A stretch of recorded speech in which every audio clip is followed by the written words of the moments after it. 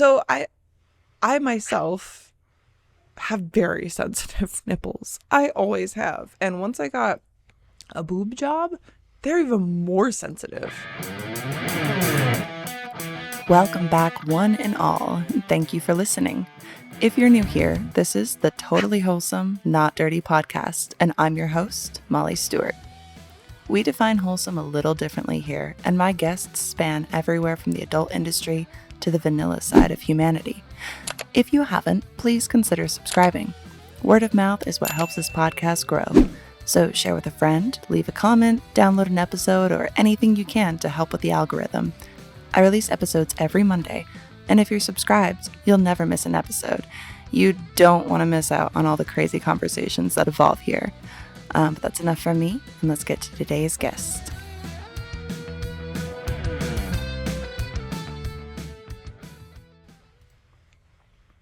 I'll clap again. Welcome back to the Totally Wholesome, Not Dirty podcast. I am your host, Molly Stewart, and I am once again coming to you from Australia. Now, this is going to be a completely solo episode. I don't have any guests today. David is off doing his David things. I am here alone in this studio. It's actually the gym. So it's a really cool gym setup, but you can't see it because I covered it with a green screen. I had a lot of issues just getting set up this morning. So I'm sorry if the light is off. I'm sorry if the sound is off. I broke my ring light. Well, I should say I didn't break my ring light. I broke this thing. So for those of you who are only listening, it's the thing that holds your phone onto it. It somehow slid off of the ring light as I was transporting it into this room. I don't really understand.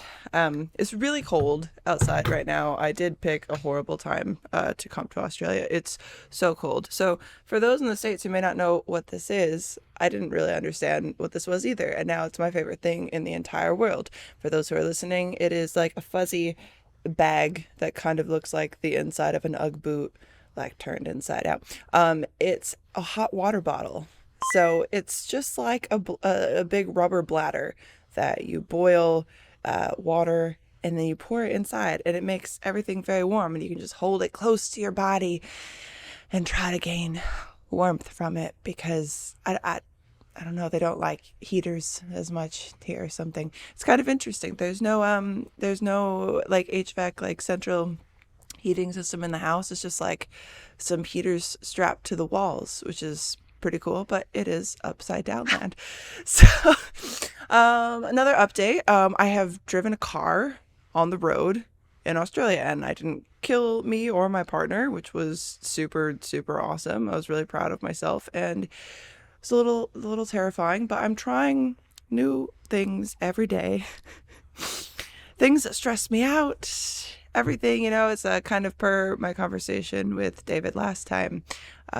There's only the present, and you cannot stress yourself out about the past or the future. Just do the things. And something that's very hard for me, and I'm trying to not overthink things, worry about things, but kind of just very, I don't know if OCD is really the right term. I feel like everybody says that they're OCD about things, but I have my little things that are very specific, and when things do not go according to my plan or how I see them going, it's like I just explode and I don't know how to handle it. So it's something I'm working on, and we're going to try that with this episode today, because I tried to get through a few different submissions. I've categorized them myself. I've pulled them into a Word document. I have not reviewed the voice messages yet, but it looks like all of the voice messages are currently from one listener. Yes. So it's a lot from one listener. So I don't know that I will necessarily go through all of them. I may pick 2 of the voice messages, because that is all that I have to pull from. So if you are a listener and you would like to continue listening to episodes, please send your submissions to anchor.fm/TWND. and leave me some voice messages or leave me some emails as well, because when I do solo episodes like these, I have massive amounts of stress not knowing necessarily what I'm going to talk about sitting by myself in a room. So it's always nice to have feedback from the people who actually listen to and consume the show, because I like to hear what you guys think, not necessarily even about me, just about life in general. And I can kind of, from that, I guess, figure out what other kind of topics in the future that you guys would like to hear me discuss, either with myself or with future guests that I have planned coming up. And yeah, so any submissions would be super amazing. And I'm sorry if this ends up being a boring episode, but you guys did seem to enjoy my special from Sydney. So we'll see how this goes. I also have a timer running right now. I don't even know how I've done so far. I'm really trying not to swear within the first 10 minutes of this episode.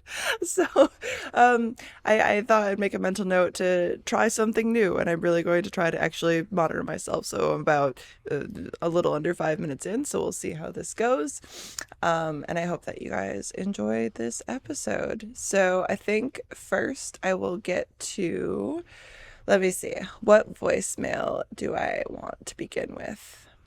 All right, so here is a homeschool question, and this comes to us from Cornell. They're all from Cornell, just letting you know, but I'll announce it each time. And also, if you guys would like to send submissions, but you don't want people to know who you are, feel free to make up a name, or just don't include your last name, because, names are pretty generic as far as that goes. I won't out people who don't want to be outed for their personal information. Of course, I would never. All right, so homeschool question from Cornell. Hey Molly, this is Cornell. When you had Alex on the podcast last, you mentioned that you were homeschooled and grew up without any friends, and kind of credited that with why you don't do well when out in the masses nowadays. So I had two questions related to that. One, do you ever wish that you had had a more, I guess, mainstream upbringing? And two, do you think that the way that you grew up contributed to your career choice when you became a cam model, being as that's something also that you can do alone? Um, I think that's kind of a two-part. This is what I said it. Sorry, David. I really tried so hard. I said it really quietly, though. I wish I had David here to keep me in check. And okay, so I also have this problem, right? That when I'm not actively engaging, I don't know if anyone else does this, but I start to listen and then I zone out and get distracted. Like, as I was listening to that, I started to hit this vape, and then I was like, damn, I didn't charge this vape last night. And then I started zoning out, and then I came back in listening to conversation. So what I believe the question was about was, how did homeschooling essentially affect how I am in the real world, and as far as like my camming career choice. So speaking to that, I think homeschooling, I don't necessarily know that, I mean, it did not really necessarily help my growth into adulthood and society, and really kind of being able to understand necessarily all like social cues, and I guess how to kind of act in a public forum versus like just when you're alone. And camming did kind of, I wouldn't say that I started camming because of homeschooling. I think I've talked about a bit about my start into camming previously, but it was not actually my choice to begin camming. It was a job found for me by my ex. And then it's something that I just did for ever until now. Well, and still now, I suppose, just not really a cam model anymore. But I mean, camming did help me blossom a lot in that way, because I was very used to being on my own and kind of just, entertaining myself, I suppose. Like when I was a kid, I read a lot. I was a big writer. I used to have notebooks just filled with the book titles that I'd read, the date that I had started and finished the book, and then I had a tally of how many times I had read a particular book. Like it just went, I don't even know why I did that, but it just went on, and I had so many of these books, just these little composition notebooks just filled up with like, oh, here's the book that I read, here's how many times I've read it, here's when I read it, here's how long it took me to read it. Like, and I would also spend a lot of time writing. Talked about this as well, but I used to write on like fan fiction forums, Harry Potter fan fiction forums. And so I mean, I would also begin so many books. Like I thought that I was gonna finish writing so many novels, but it's kind of just like everything else that I do. I have like so many hobbies and interests, and like, oh, I could do this, or I want to do this, and then it's like I end up losing interest, or not even necessarily losing interest, but I get distracted and pulled away by some new thing that I want to start and do. And so the other things get kind of like pushed to the wayside. And then it's hard for me to go back to them, which I guess I've talked about before as well. But I definitely did not choose camming. Like I was very ashamed and uncomfortable with my body. I think especially growing up homeschooled, not like I've heard stories where you see like stuff in movies or experience this in your real life, but like being in a locker room setting and like changing in front of other girls, that never happened for me ever. So I was even in sports teams and like different leagues and stuff, because there was homeschool equivalents of that. And because most of us were predominantly like homeschooled and came from very religious families, I'm talking even in volleyball, we didn't wear those cute little booty shorts. We wore shorts that went down like to our knees or past our knees. Um, there was no like changing in front of people, typically like in the locker room. At the very least, if it was changing, it was not showering with nor fully naked, or any of that kind of thing, because it was very, very conservative, very only you look at your body, like blah blah blah. So I didn't even necessarily know, like seeing that in movies always just made me feel like so weird. I was like were there people just like change in front of each other, you know? Like I if you told 15 to even 18-year-old me that this would be the job that I ended up having, starting in my early 20s and continuing now and well into my adulthood, I would not have believed that. I mean, I didn't even wear bikinis. I wore like board shorts that had like the bikini line sewn into them. Like even at the beach, I needed to be as covered up as possible. It was not a thing for me. Like I didn't really know how to do my makeup. Any makeup that I did was very like punk emo goth, like thick fucking black liner, fucking don't fucking look at me, like, you know, just very aggressive and kind of, which I guess was kind of because I got bullied a lot in junior high and high school, especially because I was homeschooled. So it was you know, people don't like what they don't understand, and especially in the church that my family was a part of, like nobody else was homeschooled, and so I had like one or two friends that were also kind of like the weirdos. They weren't homeschooled, but just fellow weirdos like me, and I mean weirdos in the most loving way possible, because you know, without them, I really would have been completely alone in that situation. But camming is not ever something that I would have conceptualized, ever conceived of doing when I was a kid. And homeschooling is definitely not what pushed me into that. I guess in some ways, not necessarily. I think that there's a way to homeschool that can give you a good footing and a good grasp of the world moving into it as an adult, but I don't think that my mom really knew how to do that necessarily, nor was she really prepared to homeschool us. I don't think that she really wanted to, and there was other things that she wanted to do.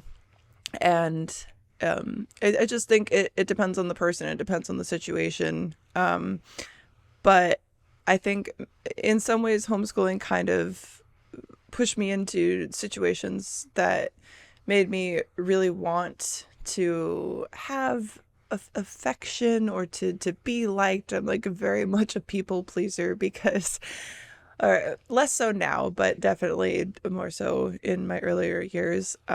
Wanted everybody to like me because I felt like nobody liked me. So it's kind of why I ended up getting into, I think, the relationships that I did that ended up pushing me into the relationship that got me into camming. So even at the beginning of camming, I had no idea what I was doing. I was still very uncomfortable with myself and my body and like, oh my God, I'm naked. But it was a lot better than stripping at a strip club, which I did for a little while, which was a horrifying experience for me because that's actually in person in front of people when you're already terrified of yourself and everyone in your body, and all of a sudden you're dancing in a club and you're taking off your clothes for complete strangers. And I had some bad experiences with that as well, which by the time that camming was an option, I was like, all right, so I've already been naked in front of people, I've had change thrown at me, I've been harassed and all this stuff, so camming is a lot better because I get to sit, in my bedroom essentially, and just kind of have a similar experience but through a computer screen, which is a lot safer. And it felt a lot less like performing at first. Like I think it helped me get into the comfortable niche of just not even necessarily being naked, but just kind of talking. Talking has never been my thing. Like writing has always been my thing. And especially like being homeschooled, you spend a lot of that time alone. And I was always kind of quiet, and I always preferred writing, poetry, all the novels I started, like I said, all that kind of stuff. So words come easily to me when it's pen to paper or fingers to keyboard. But when it comes from brain to mouth, it gets really jumbled a lot of the time. And so, like, even sitting here now, like, so preparing for this podcast today, I was getting really stressed out just knowing that I had to sit here and just talk with myself for like 40 minutes to an hour or whatever. And so I started making all these mistakes because I just started stressing, and I get this like stress in my chest, and I start knocking things around and, overthinking lighting. And I'm still overthinking the lighting a little bit, and I start to make mistakes. It's something that's gotten a lot better with time, but definitely when I first started camming, I think having that very private space that maybe wasn't private, but it felt very private, kind of helped me be able to take on that role. And then I realized that, oh, okay, so there are people that do like me, which was an interesting concept for me. So I was often told by my partner that nobody liked me except for them. Like I said, I was bullied, so it wasn't really a concept for me that people could enjoy me or spending time with me, especially and essentially when it was a bunch of people just watching me. Like it was like me and other people. I didn't even do my first like girl show for the first maybe year and a half, almost 2 years. I'm not even sure exactly, but it was quite a while in before I even did a stream with another performer. So it was kind of interesting for me to be able to open up a bit that way. And yeah, I don't really remember where I was going with this, but no, homeschooling did not get me into camming necessarily. I think there was a lot of factors that kind of set me up to be in that position, and I think that camming helped me in a lot of ways develop as a person. I mean, I would have developed regardless of what job I went into, but I like the person that I am. And I'm working on things every day, which is good because there's always room for improvement, and everybody sucks a little bit. Anyway, that was really long. Oh, and we're well past the nice girl clock, so fuck! Shit, bitch! Ah! Okay. Alright. Anyway, we'll try a different voice message, and then we can move on to emails that I have collected. So I'm gonna choose one more from Cornell, and Cornell, I see here that you have stuff like about questions about cosplay or who I would like to work with or dream guests of having on. So I'm going to kind of address that really quick. Any cosplay that I end up doing or want to do or whatever, you will see on my platforms. You will see on all my social media. I kind of like to keep those secret, and I like to plan just drops and releases to kind of like startle people, because I used to do cosplay cam streams all the time, so I've done a lot of cosplay. And now that I don't do streams as much anymore, whenever I have a cosplay that's kind of like something that I'm really into, I like to plan it out. I have one that I've been in the planning stages of for like a year now, and this is not me holding it back. It's this fucking costume maker I'm just having the most nightmare with. Anyway, and as far as who I'd like to work with or who I would like to have on, once again, that's also something that I'm kind of like, I want to work with and have on as guests people who want to be here, who want to work with me. And so it's kind of like, it's not, I don't really have a dream guest of people. I like to just meet people and interact with people, and if we have a good vibe, then we work together in some format. So I'm not really I don't know, a name chaser, I suppose. Like, for instance, Phoenix Marie was a dream guest of mine to have on here, but that's simply because I'd interacted with her in other formats that weren't work. So, for instance, and we still haven't actually worked together. I had met her at a few different party settings, and I had followed her on social media, and I'd had just base level interactions with her, and I found her to be a very interesting person with a very interesting story. So that's why I wanted to have her on. And even then I would still work with her, but I mean, we still haven't worked together. So it's kind of like, I like to just let things develop organically. And maybe I should push stuff more that's probably better for business sense, but I don't know. I feel like I pushed so many so many work partners before, and sometimes it just like it ends up feeling forced. I think I've discussed that before a little bit, but I want to be around people who want to be around me. So, and that's not necessarily, I know that probably sounds conceited, but hopefully you understand it in the way that I actually mean it. Once again, as I said, brain to mouth, words not my forte. So, all right, so let's try with personal responsibility. Molly, this is Cornell. So when you were filming, well, I guess not filming. I don't know if you were filming yet.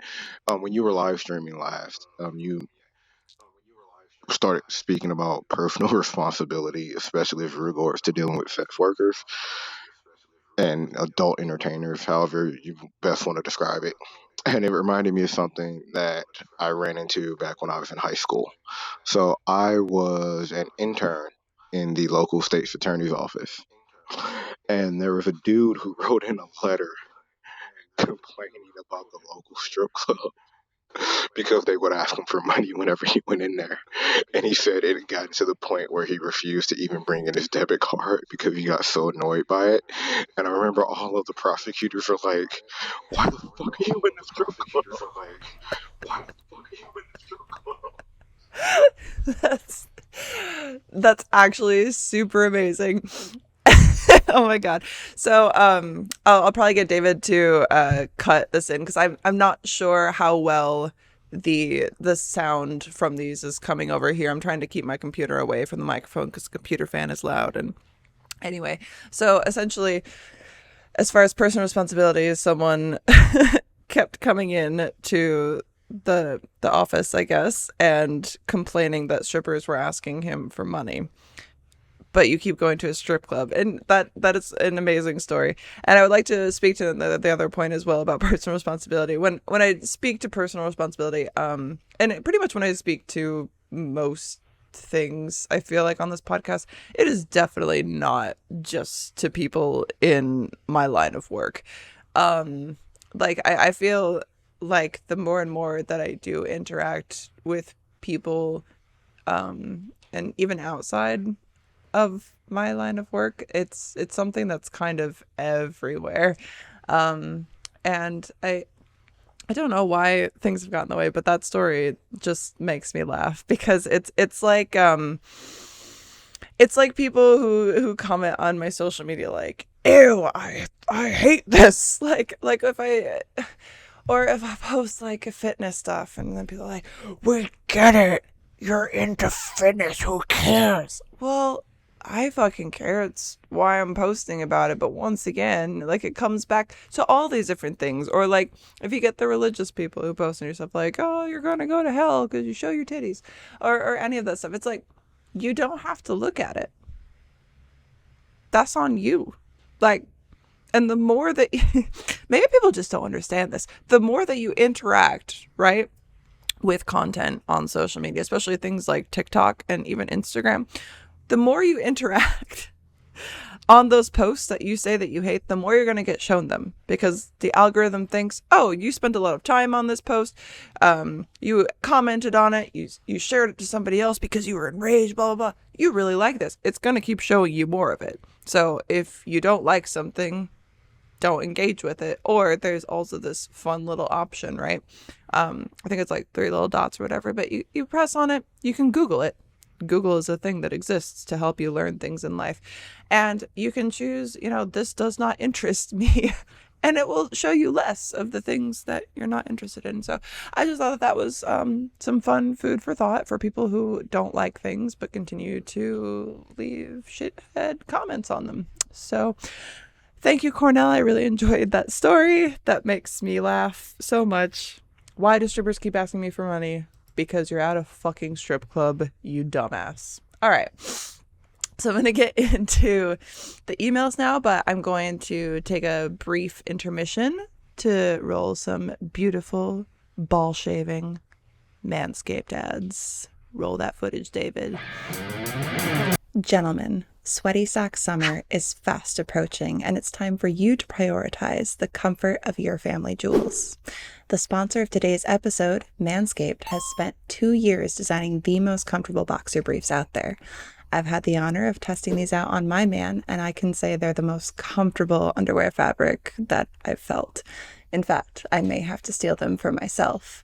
I sleep in the nude, but that's exactly how you'll feel wearing these undies. They even trademarked the jewel pouch, so you know it's serious. You would ensure a family heirloom, so make an investment in Manscaped's new boxer briefs to ensure the best comfort for your family jewels. Speaking of family, Father's Day is right around the corner, and what's a better way to thank Dad than treating him and yourself to this exclusive offer for my listeners. Get 20% off and free shipping with my code TWND at manscaped.com. The Lawnmower 4.0 in the Manscaped Performance Package is ready to tackle the generational growth of hair for you both from head to toe. The best package for your package also includes the Weed Whacker nose and ear hair trimmer, Crop Preserver ball deodorant, Crop Reviver ball toner, performance boxer briefs, and a travel bag to hold it all. Their 4th generation trimmer also features a cutting-edge ceramic blade to reduce grooming accidents thanks to their advanced skin-safe technology, and has a 400K LED spotlight for a very precise shave.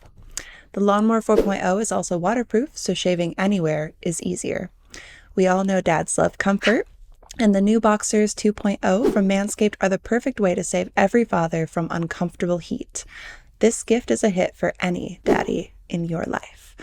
Let all the balls breathe this summer, whether on the golf course, taking out the trash, or getting ready for a hot date.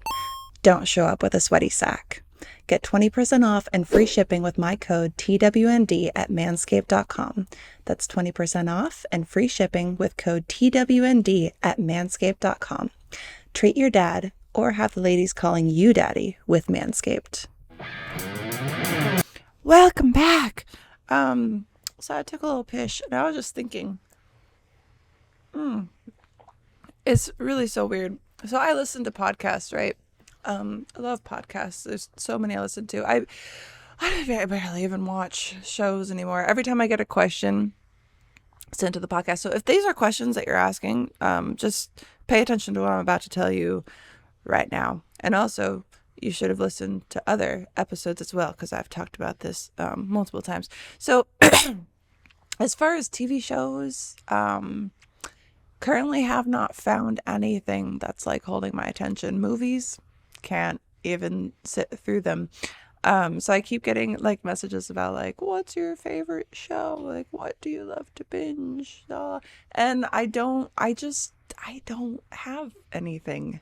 Nothing is holding my attention. But what I have been loving is a bunch of different podcasts. So, I will actually like I feel I don't know if I should be shouting out other podcasts on my podcast. But you guys can feel free to DM me on the platforms that I am, and I can let you know the podcasts that I enjoy. I just don't want to. I never want to feel like I'm like using other names. I don't know. I feel I don't know what I don't know what like the decorum is for that, so I'm not gonna like mention a bunch of podcasts. But I will create a list of things that I enjoy listening to, that I can then share with you guys. Maybe I'll share a Spotify or something like that of things I listen to.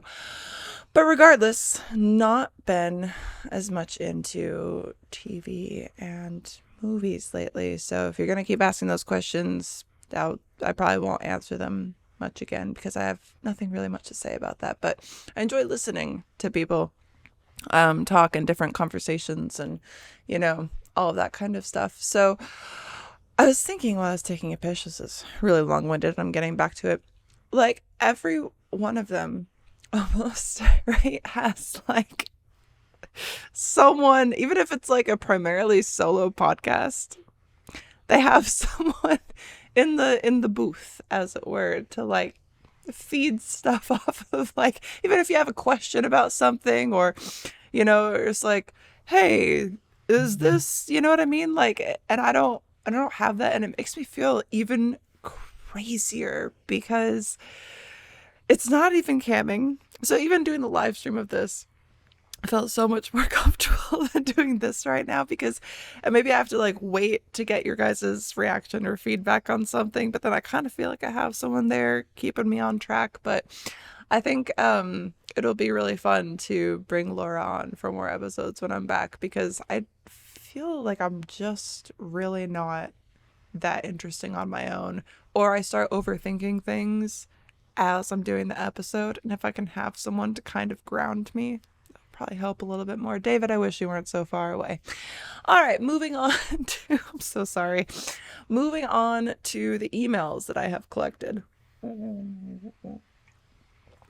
Also, this says morning wood, which I think is funny, and it's my coffee thermos. All right. For those who ask the other questions of how do I take my coffee, it's typically just black.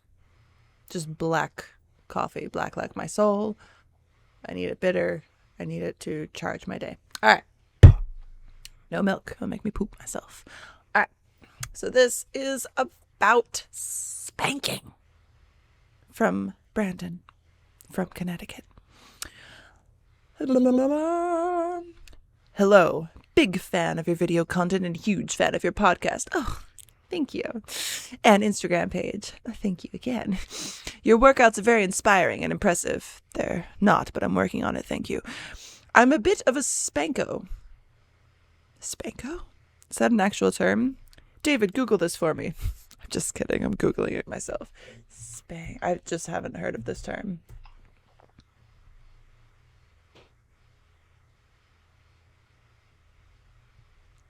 Wait. Okay, the first thing that comes up is, when I type in Spanko to the Googs, is Whipping Tom.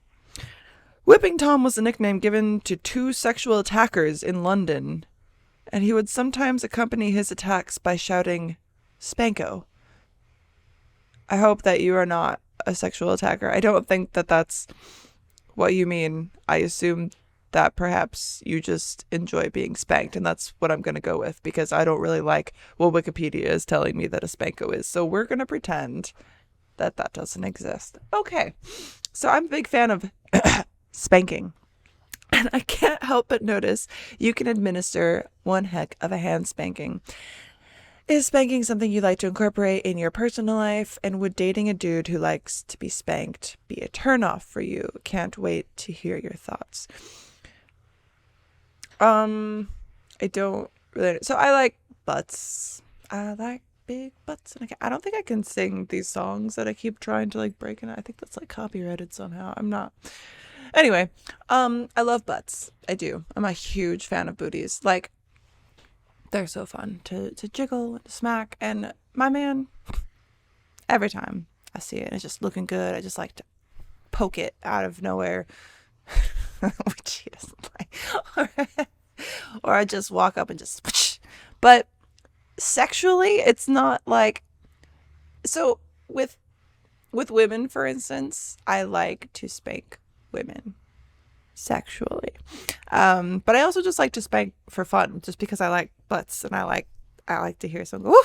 But it's not necessarily like a turn on for me, especially not spanking like my partner.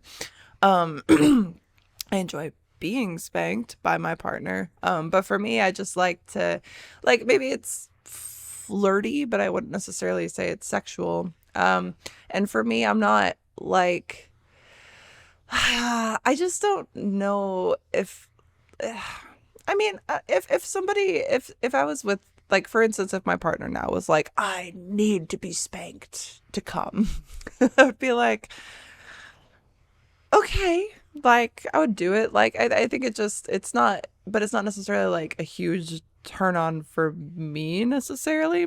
I think that there's like different sexual roles that I mean I can get into, but I wouldn't say that, like, for me, I don't really like to be, I don't really know what all the terminology is. I guess I'm kind of switchy, because I like to do dominant things. I like to be in dominant roles, especially in sex. I know what I like, and so I like to make that happen.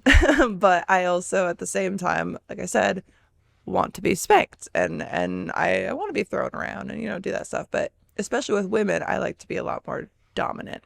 And part of that is like, I I feel like most women are like smaller than me, and when they try to be dominant, I just can't get into it. Like, it doesn't feel genuine. I'm just like, you can't dominate me. Like, I'm like twice the size of you. There are women who have played the dominant role very well before. For instance, Kay Carter. Shout out Kay if you're listening. If you like dominant women, Kay Carter will do it for you. I'm trying to think. But as far as spanking, like, it's not a super huge turn on for me. But if my partner was into being spanked, it would not necessarily be a turn off for me. So I hope that answers your question. All right.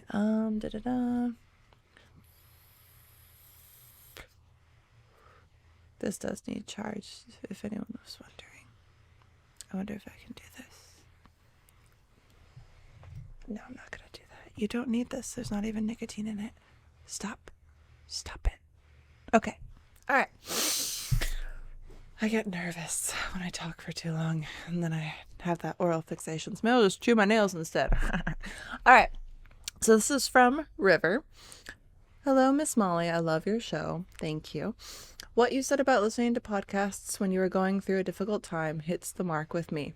I'm stuck home with a chronic pain, medical disability, and your podcast, along with a few others, keeps me sane. So thank you for that. Oh, well, thank you so much for listening, and I'm glad that it can, you know, help with your situation of being stuck at home. That really sucks, and I'm sorry that you have to deal with that.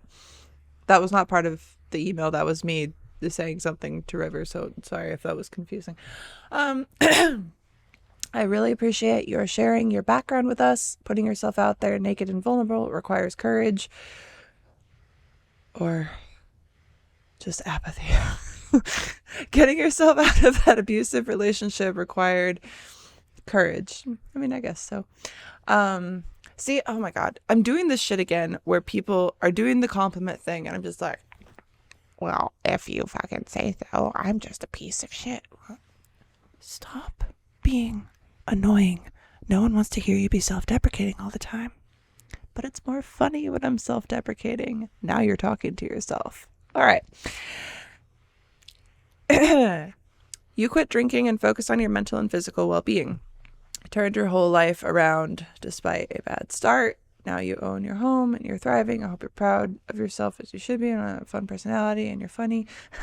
Thanks. Face it, you're amazing. Thanks. Thank you for thinking that about me. I'm sorry, this is so long. I feel like I should have cut out all the nice things about me and just focus on the questions. It sounds like you're saying the way your parents raised you by sheltering you and isolating you gave you a big handicap when it came to going out into the world on your own. I'm helping raise a granddaughter now, and obviously we can't shelter and isolate her to the point she never learns how to function socially. When I was little, both my parents worked, so I was free to do whatever I wanted. That doesn't work so well either. We want to keep our kids safe from this world that's becoming scarier and scarier, but they must eventually go out into it on their own. How much do you expose them to, and when? What would have helped you? If you could go back in time, what would you do differently, or have your parents do differently? So I'm one of those people, and if you're an avid listener of my podcast, River, as it seems that you are, then you'll probably have heard last week's episode with David, where there's this recollection of there is no past and there is no future. There is only present. So the past you cannot change, the future you cannot determine, you can't magically arrive there. You're only in your present. So it's, for me, it's not anything that I would go back in time and do differently necessarily. And when I was sheltered, it was kind of like sheltered in different ways. For instance, like things that had to do with the church a lot. So I don't know if you are religious. I mean, if you are, more power to you. I just kind of doubt most people who listen to this podcast are, but I could be wrong. Most of my sheltering had to do with things like sexuality. So also in my conversation with David in last week's episode, talked a lot about how kind of unparented we were in a lot of ways. Would just take my bike out into the woods like a feral animal and spend a lot of time away from home. Like I would just take my dog out at the time, had this golden retriever growing up, and just go on my rollerblades, my bicycle, and just go and do whatever. Or, when I did get a car, just drive and go places. And I mean, it's like, you have to check in eventually, but a lot of things were very unparented, which is like different than now. But I feel like a lot of things that perhaps they could have done differently is maybe been more open talking to me about actually like becoming a woman. So I feel like a lot of the big sheltering was things like I should not have been afraid of my own body naked. Like arriving at my period should not have been that big of a surprise to me. I shouldn't have. But I mean, I think that kind of comes back to the whole religious thing where anything to do with sex, nudity, any of that stuff is kind of taboo. So if that's not really something that you're as worried about, I think just being able to talk at an appropriate age, at an appropriate time, and in an appropriate way with a young person that you're caring for, whether it's your child or granddaughter or whatever, being able to kind of talk to them about how it is that you should be treated by the opposite sex or the same sex, if that's their proclivity. Like there's nothing wrong with either thing. That was something else that was taught to me very young, is like my grandmother, rest in peace, she had a female partner later in life, and growing up, like, she was my favorite. I loved her so much, and she was such a hippie. Just, she would send me postcards from like all over the country, all the different places that she was, and every now and then we'd visit her in a different place, and she was just this beautiful soul. And I didn't really understand for a long time that she was like with a woman. It didn't compute to me that there was any real difference until I was a bit older and started hearing things from my other grandmother, and even things from my mother about that, and like, oh, she's a lesbian and it's this and that. My grandmother, not the awesome one. When I was like 12ish and I didn't really have an interest in boys, would tell people that I was a lesbian, and I inherited it from my other grandmother and like that side of the family. And Like, I it comes back to that thing of people hating what they don't understand, right? And it's like, oh, I don't understand this, so I'm afraid of it, or I hate it, or I'm gonna lash out against it. And like, I didn't have any idea of really how I was supposed to be treated sexually, how I was supposed to allow other people to treat me and my body, like caring about myself, caring about my body. Like, it was like, don't have sex until marriage. That didn't work. Like, and it wasn't even me going out of my way to try to have sex before marriage. Like, I didn't get a talk about STDs. I didn't really understand anything about condoms, like anything like that or to do with that. And the way that I lost my virginity is was not my choice, if you're picking up what I'm laying down, and was a very horrible experience that ended up causing me to disassociate a lot from sex for many, many, many, many, many years, and ended up seeing sex as a thing that just was, and a thing that you just do, and not really having care about myself or my body in that regard. And that's not something that it wasn't talked about. It wasn't something that I felt that I could openly discuss with my family or any of, that kind of area that I was in at the time. And some of the people that I did tell about it would say things like it was my fault, or or like, you were asking, all this kind of stuff. And so I just kind of shut down from it, and I didn't really examine it much again until I was in therapy. And that's a very long period of time from it happening to actually re-examining it as an adult and having to figure out how that kind of ended up setting up my present from the past. So it was a lot of disassociation, a lot of things that resurfaced that I was like, damn, I didn't know that your brain could actually block out a lot of traumatic things to allow you to just try to live your life as normally as possible. And it was a very difficult thing to kind of go back through and address and all that kind of stuff. So I think there's a difference between sheltering someone and keeping someone safe with knowledge. So I mean, I think that there are good, like, I don't think that when someone is like a child, you have to discuss anything necessarily sexual or whatever with them. I think that's kind of weird. But once people start going through puberty, like, that is a huge change. And when you if you can learn about how you should be treated and different things about your body, and sex and all of that kind of stuff in a way that's healthy and helpful by people who love you, then I think that that is a better way to set somebody up for success.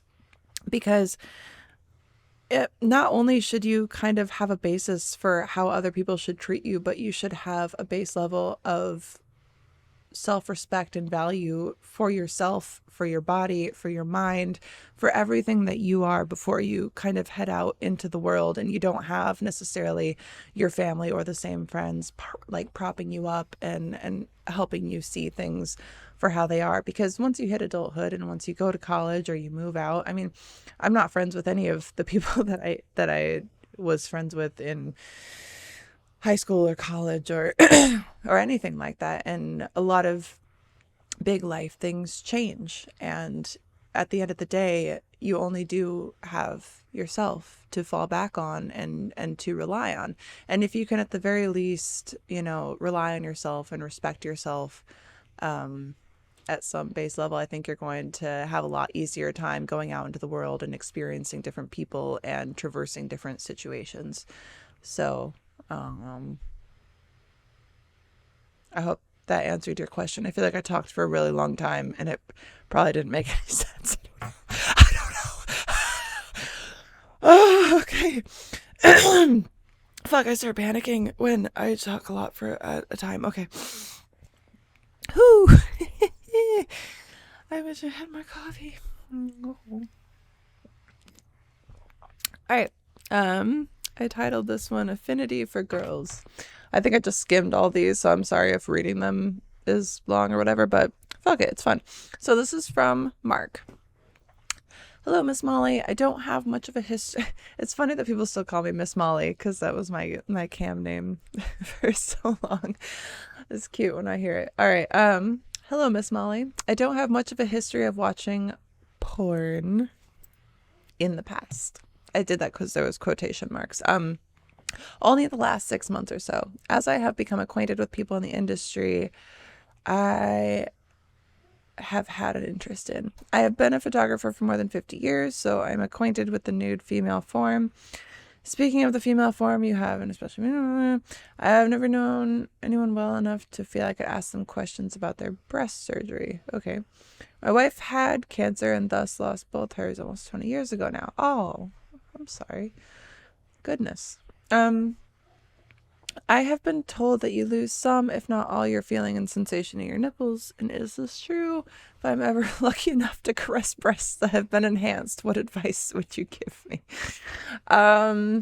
Okay, so this is like a multiple part thing, and I'm gonna read the next one later because I think I titled this Affinity for Girls and I completely missed the first paragraph, which is about my enhanced boobs.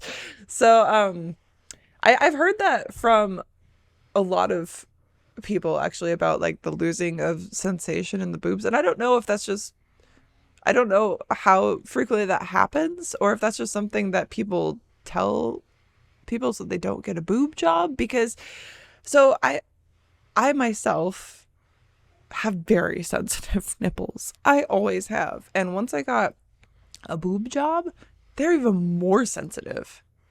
All of my boob is more sensitive. And most of the women that I know who have had a boob job also say it's more sensitive. Like once the healing process is actually done. I guess maybe that could depend on where they were cut. Like I guess I went through, I don't know what it's called, but it's underneath. So all my scars are underneath. It went through the underneath. I can flex my boobs with my pecs. Because they're just silicones. Silicone and muscle. Woo! And but I guess some people go in through the armpit, I guess, but I don't even understand how that goes. Or like they go through the nipple, which seems incredibly painful. So maybe if you went through the nipple, maybe that would probably lose sensation or feeling, or at least some of it in the nipple, because you're actually like cutting the nerves to the nipple, which sounds horrible. But I mean, it could just have to do with where the incision is and where they're put in, I suppose. But for me, definitely did not lose sensation. Gained even more, which is sometimes like, oh my God, why?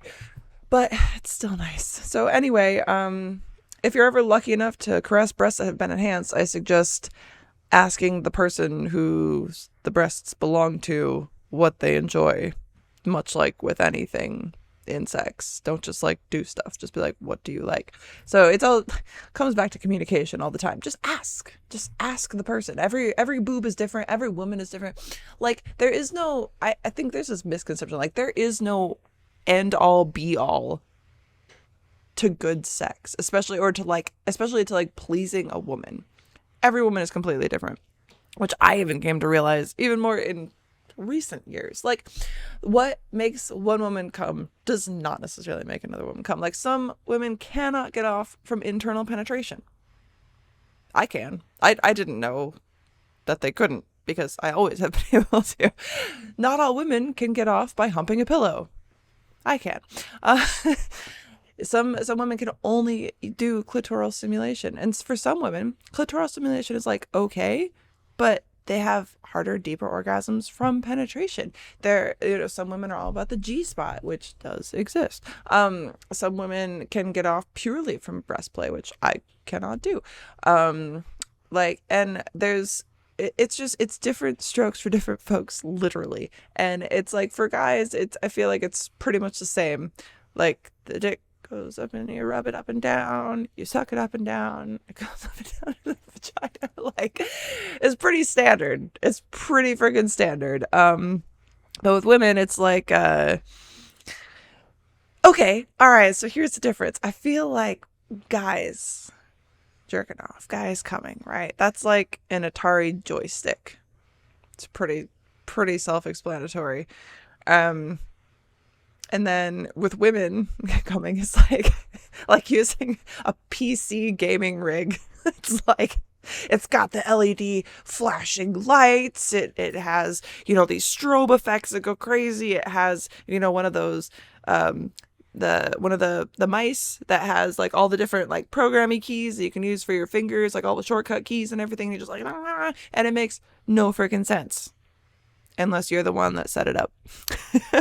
To anybody else trying to use it, it's like, oh, what do I do? But anyone can use an Atari like joystick.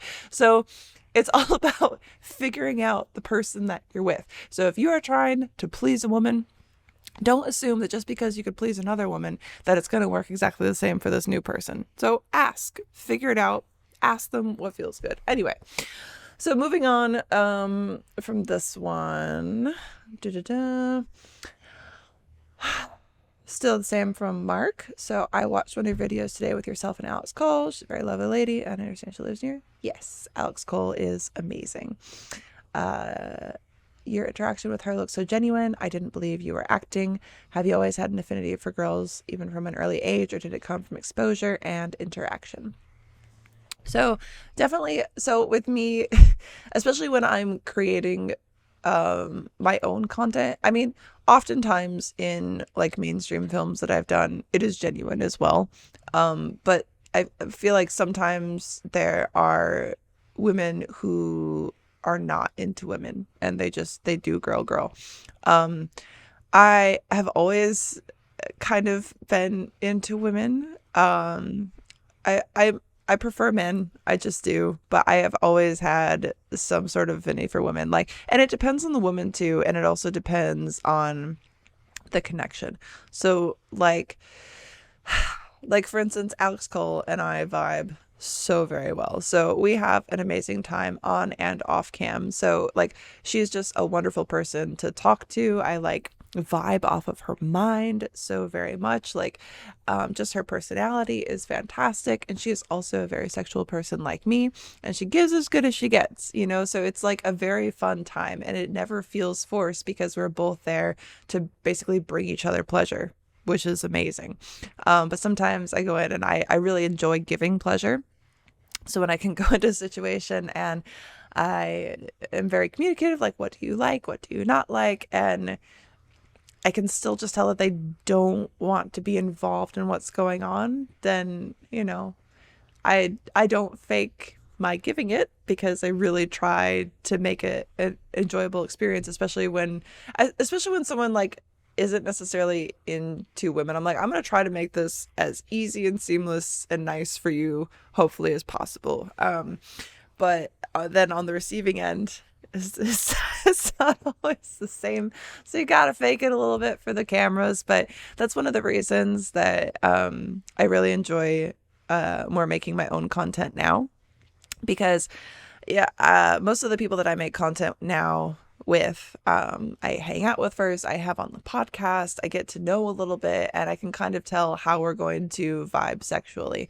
And when we're also like creating content on our own, oftentimes I like to film content on our own before we even necessarily hire like a videographer and stuff, because that's how I used to make all my content before I did mainstream, is especially with other cam girls, we would just have a camera set up and see what we wanted to make and get creative and see what happens, but as far as my affinity for girls, it's always kind of been there. I had, some of my minor college-y type experiences, but like I said, I also grew up in a very like conservative, like Christian-y area, and it's most of the people that I interacted with, so there wasn't like that many options for exploration. But getting into like camming and things like that opened me up to more women who were down for both or just for women. And I've had some very, very, very fun experiences and learning experiences along the way. And also being with many women, I have discovered that whole thing of like, not every woman is the same when it comes to the sexes.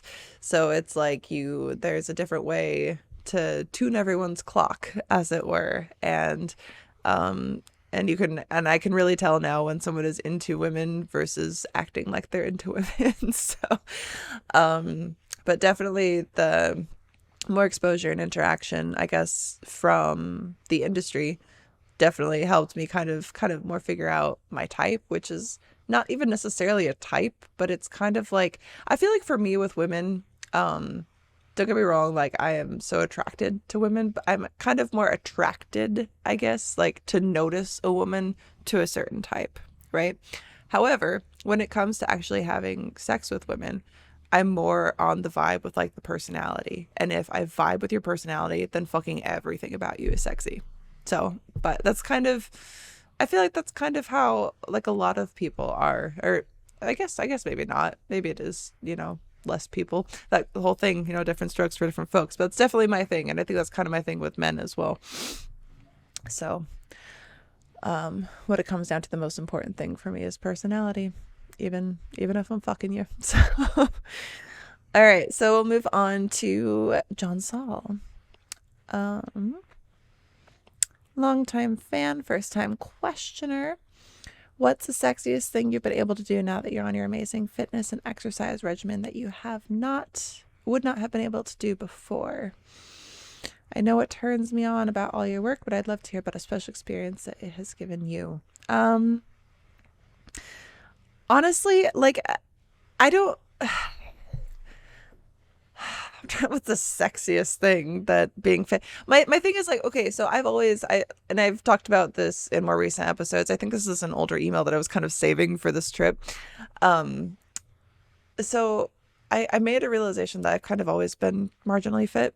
So I don't really feel like now I can do a bunch of like sexy things that I couldn't do before.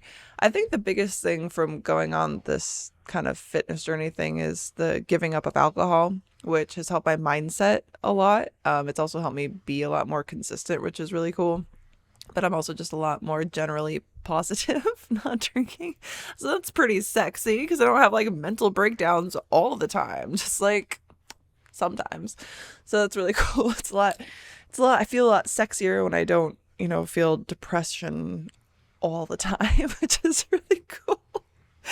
But the sexiest, I don't know, I can flex my boobs now, which is pretty cool. Been doing a lot of bench. So I guess I've been developing my pecs a lot, so I can bounce my boobs like was it Terry Crews or whatever. So I can do that, which is fun. I don't really know that it affords me much other like sexiness. I mean, I guess my body looks better, but for me it's not really about looking better. It's just about feeling better and kind of like seeing what I can do and how much I can push myself. Like, I was really proud of myself because I know this may not be a lot to some people because I've been getting the freaking comments on Instagram about it. I can lift more than that. Well, congratulations. Go post a video of you actually fucking doing it, you cunt. You're not doing it. You just shut up. And it's like, so I went up a weight with my bench press, which I haven't been doing bench too terribly long, but I have been pushing at it every day, and I've been trying to PR almost every single day, and I'm sore all the time, but that soreness like feels so good, and it lets me know that I'm kind of like doing something and challenging myself every day. And I feel like even if other things in the day or in my life aren't necessarily going the best, at the very least I can push myself in my training and try to accomplish something with my body and just see what I can do. Like, how many pull-ups can I do today? How many chin-ups can I do? Can I do a weighted chin? I did weighted chin-ups with a belt and a weight attached to it the other day, and I could only do one, but it was really cool. And it felt really good. And those those highs and those feelings of success, doing something, that feels powerful to me, even if it doesn't look or feel powerful to other people, it feels powerful and good to me. And doing something for myself that way feels really nice, because I feel like a lot of things that I do, I do for other people, which I love to do, but my job is for other people, like it's for you guys. Like, even this, well, it's kind of for me, it's definitely for you guys. The training that I do and how much I'm willing to push myself, that is all for me. Like, I like to post things on the internet because obviously people know that it's something that I do. So I push out the content because people want to see the content and they ask for the content. Even the people who comment shit things on those posts, they want to see the content too, because it gives them something to bitch about. So, but when I'm in the moment and I'm training, and I don't record every fucking set. I set aside specific days that I record stuff for the social medias. Every other time is just me versus me. How much can I fucking do? How much can I accomplish today? And that feels really good, even on days that I feel like shit. I've been sick on this trip, but despite being sick, I still go every day and do bench. And it feels really good, whether it's doing bench or dips or any of that kind of stuff. I just want to see, like, what can I do? And I don't tell myself, you can't do it. I'm just like, how much can you do? And go to failure. And failure is okay, because failure isn't final. Failure is just like, couldn't do this today, maybe I can do it tomorrow. Maybe I can't do it tomorrow, maybe I can do it next week. And it's something to keep pushing towards and trying to succeed at in one way or another. So I don't know if that answers your question, but that's my answer. Okay. This is the last one I'm going to answer from tech. So this one just kind of reminded me back to my cam days. So, what is your favorite Weird Al song and why? So my favorite Weird Al song is the Star Wars one. I should have looked this up, the name of it, but Weird Al Star Wars. Because, yeah, the Saga Begins. That's what I thought, but I didn't want to misspeak. So the Saga Begins is probably my favorite Weird Al song, because throughout all of my time as a cam model, I have played that song so many times. I will sing it from the top of my lungs, typically dressed as Slave Leia or something like that. I know all of the words. It would be a fan favorite request from people, and I used to have people tip for song requests and things like that, and it just reminds me of some of the happiest times and days and moments during camming. And I know that I've had a lot to say, this or that, but not everything to do with camming or the old site was negative. And I learned and grew so much from camming, and I still love the times that I'm able to cam now. So if you ever want to make me smile, just come into one of my streams and tip me to put on the Saga Begins, and you'll have a good time, and I'll have a good time. And I hope that you guys have had a good time listening to this podcast today. I know it's a little different than we're used to, and I hope that I barely remember what I talked about, because I swear that I start just disassociating from what I'm even saying as I'm saying it, because once again, as I've said, words, pen to paper, fingers to keyboard, so good. Words, brain to mouth, not so good. But that could just be me overthinking as well. So and once again, I hope that you guys do continue to listen and continue to send submissions, because submissions help episodes like this so very much when I don't have any guests, and it's just me versus me spitballing here in a little room by myself. So if you can send your submissions to anchor.fm/TWND, There's a little message button with a plus on it if you scroll down, and that's where you leave your voice messages. You can also send your email submissions to twndpodcast@gmail.com. You can follow the podcast at TWND Podcast on Instagram and on Twitter, but I post more on Instagram than Twitter. Does anybody use Twitter anymore? I don't know. You can also follow my personal account at thisredheadissfw on Instagram as well. I do post clips from the podcast there too. You can go to youtube.com/MollyStewartChats to watch the full video episodes. And as far as submissions go, I know that you guys, a lot of people tell me that they overthink it, like, oh, I wouldn't even know what to say. I can give you crappy advice that you don't necessarily have to take, but it's literally, you want to hear my opinion about something, you want to hear me rant about something, do you have a funny video that you saw that you want me to react to, do you have a news story that you think I may find interesting or want to talk about, or anything, literally anything. And if I don't pick you, I'm sorry, but just keep trying, because that's all we can do in life is keep trying. So thank you for listening, and I will see you next week.